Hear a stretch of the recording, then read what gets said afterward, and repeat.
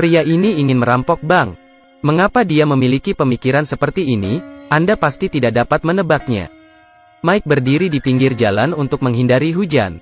Ia melihat sebatang rokok tersapu oleh air hujan. Mike dengan penasaran mengikutinya, sampai masuk ke lubang penutup sungai. Mike tertegun. Sebuah bank berada di depannya. Otaknya mulai bekerja dan mengikuti penutup sungai itu.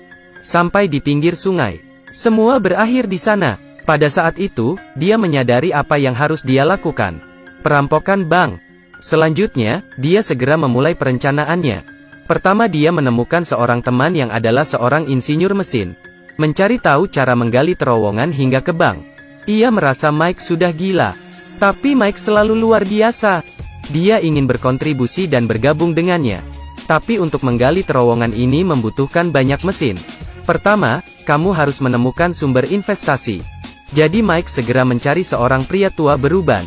Tapi pria ini tidak punya uang. Jadi dia juga ingin ikut dengan rencananya.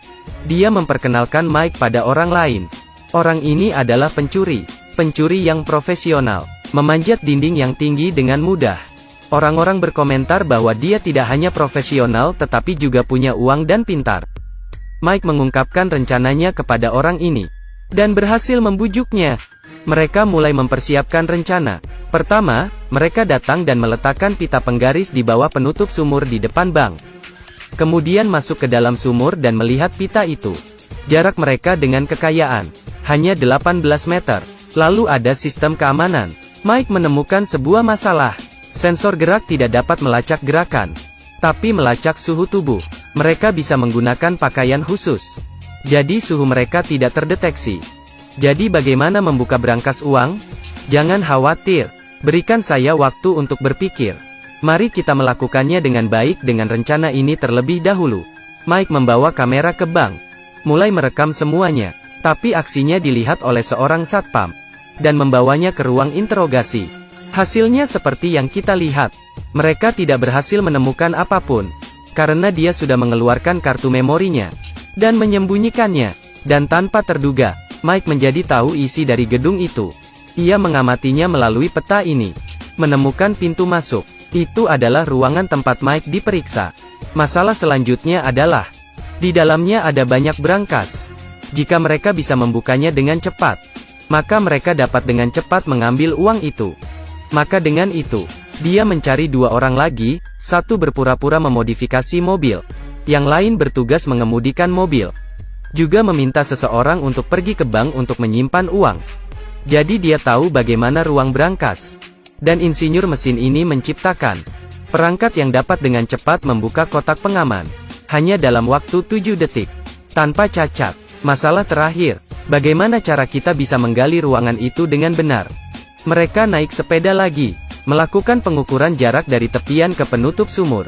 Kemudian menggunakan fungsi trigonometri untuk menghitung. Perlu membuat sudut 69 derajat. Setelah perencanaan mereka selesai, mereka mulai melakukan aksinya. Beberapa hari kemudian terowongan itu dibuka. Dalam jangka pendek, bank itu hanyalah tembok. Tapi tunneling hanya bisa dilakukan satu orang sangat lambat. Karena menggunakan pakaian khusus itu. Tapi jika tidak, sensor akan menangkap suhunya. Pada saat itu mereka tidak memiliki ide lagi. Mike juga tidak punya solusinya. Jadi ia berdebat dengan investornya. Tapi sangat cepat ada titik balik. Mike dan pacarnya sambil melihat bintang-bintang, kata pacarnya. Ketika kita melihat bintang, itu berarti tidak ada. Mike tiba-tiba berpikir, dia memiliki ide lain. Di pagi hari di bank, sistem keamanan tidak menyala, berangkas juga terbuka. Kita hanya perlu memainkan drama perampokan. Maka kita akan dapat membobol bank. Kemudian memperpanjang waktu polisi. Akhirnya melalui pipa air kita melarikan diri. Tanpa seorang pun tahu. Rencana ini kelihatan sempurna. Sang investor juga tersenyum. Semuanya siap beraksi. Mereka menempelkan lem di tangannya. Mencegah mereka meninggalkan sidik jari. Kemudian mereka berpencar. Teman insinyur itu berdiri di pintu pipa menunggu sinyal. Mike dan pria lain masuk dari pintu depan. Orang tua dan sang investor masuk dari pintu belakang lalu naik ke atas. Perampokan secara resmi dimulai. Lantai atas dan bawah beraksi secara bersamaan. Sangat cepat mengendalikan bank. Tapi penjaga di ruang pengawasan masih bisa mengirim peringatan pada polisi. Tentu saja ini diharapkan mereka. Mike mengajak orang lain untuk berbicara dengan polisi. Kami memiliki sandera, jangan bergerak. Kemudian dia mengancam seorang karyawan wanita. Memaksa petugas keamanan di ruang pengawasan untuk keluar. Kemudian melepaskan penjaga. Ia memberitahu polisi tentang situasi di dalam. Lalu ia memberitahu mereka bahwa mereka hanya perlu berperilaku baik dan patuh. Maka tidak akan menyakiti sandera. Pada saat yang sama, mereka menutupi semua kamera bank. Mike juga memberi isyarat ke ruang bawah tanah. Sang insinyur membuka koneksi antara pintu masuk bank ke saluran pembuangan. Kemudian membawa alat untuk membuka brankas. Mulai membuka satu persatu. Buka brankas, di dalamnya ada banyak koin emas. Pada saat yang sama, negosiator juga melakukan panggilan telepon. Investor meminta hakim untuk datang ke tempat kejadian. Untuk bernegosiasi dengan mereka. Untuk mengungkapkan ketulusan mereka. Mereka membebaskan sandera lain. Ketika hakim tiba, Mike dan rekannya terus membuka brankas. Tiba-tiba ada sesuatu yang mengganggu. Telepon seseorang di lantai atas berdering. Ternyata hari ini adalah hari ulang tahun wanita tua ini. Teman dan kerabat mengirim ucapan. Jadi sang investor menghibur orang ini. Juga menggunakan kue ulang tahun kecil dengan lilin. Merayakan ulang tahun untuk wanita tua. Dan membebaskannya. Pada saat yang sama, ia menghubungi orang di luar. Jika hakim datang saya akan menyerah. Ini hanya masalah waktu. Membuat ahli di luar merasa bingung. Mesin yang digunakan untuk membuka brankas bermasalah. Terlalu panas dan perlu istirahat. Pada saat yang sama, hakim telah datang. Karena waktunya terlalu lama, sponsor memarahinya. Lalu dia bilang dia ingin bertemu pengacaranya. Ingin memahami perilakunya. Akan menderita berapa tahun di penjara. Kemudian memberitahu mereka, nomor telepon sandera. Di sisi ini, mesin membuka brankas lagi. Kemudian dia mengangkat telepon. Berpura-pura menjadi pengacaranya sendiri terus menunda waktu. Mike memasukkan semua koin emas ke dalam karung. Tidak lama setelah itu, waktu yang mereka perkirakan sudah datang. Sudah waktunya untuk mereka pergi. Investor terus memperpanjang waktu. Meminta ahli di luar untuk menyiapkan makanan. Mereka butuh sesuatu untuk dimakan sebelum pengacara datang. Pada saat yang sama, Mike dan rekannya dengan cepat membawa semua orang ke bawah. Meletakkannya di bawah pipa air, lalu memberitahu semua orang untuk diam. Pada saat yang sama, ia membawa senjata untuk diletakkan di karpet merah. Saat masuk ke saluran pembuangan, mereka menggunakan tali untuk menurunkan lemari. Di sisi lain, saat makanan tiba, ahli menghubunginya. Tapi tidak ada yang mengangkat telepon. Sandera juga mengatakan mereka akan keluar.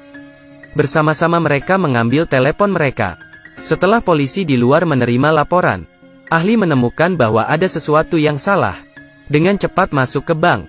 Polisi juga menemukan terowongan. Tapi melihat ada jebakan di sana. Mike dan yang lainnya menggunakan pelampung yang disiapkan sebelumnya. Melarikan diri dengan uang itu. Pergi melalui pipa yang telah direncanakan. Sopir di atas menunggu mereka. Di dalam mobil dia membuka tutupnya. Memasukkan semua uangnya.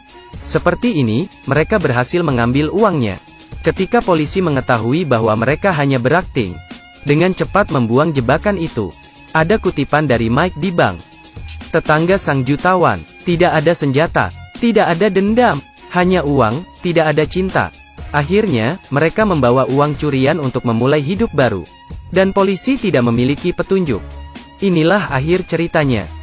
Tapi pada akhirnya mereka tetap ditangkap. Bagaimana?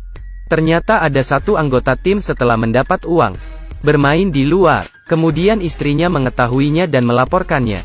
Inilah alasan yang menyebabkan semuanya terungkap. Film ini dibuat dengan akhir. Mereka akan dihukum. Penjara 7-15 tahun. Tapi pada kenyataannya, hanya 2-7 tahun. Mengapa pengadilan memutuskan seperti itu? Karena senjata semuanya mainan. Ini adalah poin cerdas mereka. Mereka dibebaskan setelah selesai. Karena tidak ada yang tahu berapa banyak uang yang ada di brankas. Totalnya lebih dari 117 miliar dolar. Dan lebih dari 8 ton emas. Sisa kerugian menjadi tanggungan bank. Ini adalah film perampokan bank yang dimodifikasi dari kasus di Argentina. Hanya 5 orang. Ini adalah salah satu perampokan bank paling terkenal di dunia. Film ini memberitahu kita sebuah moral. Perlakukan istrimu sedikit lebih baik. Maka hidup akan lebih mudah dan lebih indah.